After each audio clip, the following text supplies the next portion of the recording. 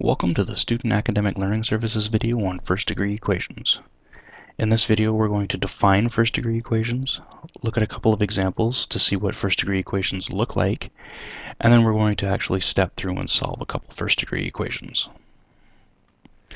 A first-degree equation is an equation in which the highest exponent is 1. So let's take a look and see what that looks like. Here we can see two different examples. 3 minus x equals 11, and 2x plus 4 equals 12.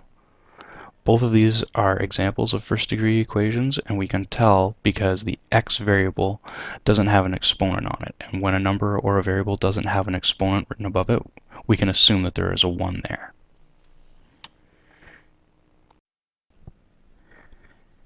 Let's take a look at some first-degree equation examples. In example 1, we have 2 plus x equals 7. Now, without even solving this, it should be fairly intuitive that x has to equal 5, right? Because 2 plus 5 gives us 7. But we're going to work this out anyway. So the first method I'm going to show you is we're just going to subtract 2 here to isolate x, because that's our main goal, is to isolate x to see what its value is. And because we subtracted 2 here, we have to do so on the right-hand side as well.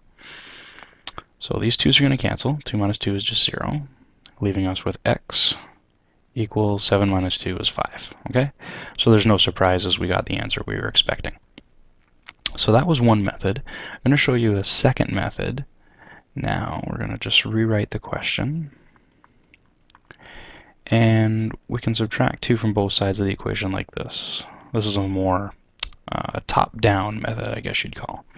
So that's 0 plus x equals 5. So x equals 5, right? 7 minus 2 gives us the 5.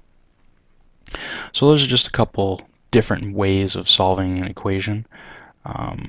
One way is not more correct than the other.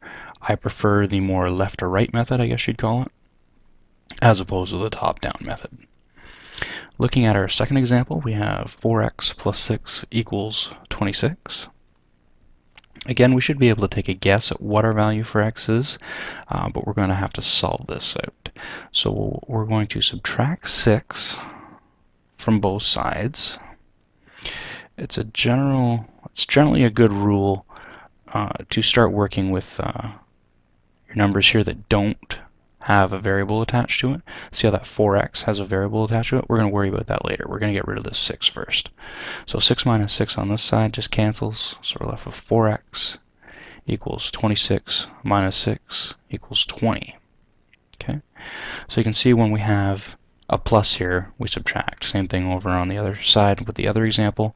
When we had a plus, we subtracted. We did the opposite. Here we have 4 times x equals 20. So we're going to do the opposite of that to isolate x. We're going to divide by 4 on both sides. And we're left with x equals 5. Okay? Now we can check our answer. And we're just going to sub our value for x that we got here back into the original equation. So 4x, we're going to sub in the 5. Plus 6 equals 26. Now, if our answer of x equals 5 is correct, then our left side will equal our right side. So 4 times 5 gives us 20, plus 6. The 26 is just coming down. 20 plus 6 is 26. So our left side equals our right side. Okay. That concludes our video on first-degree equations. If you have any problems with the material covered in this video, I strongly suggest coming to the SAL Center located in room 204 of the Student Services building and make an appointment with the appropriate learning skills advisor. Thanks for watching.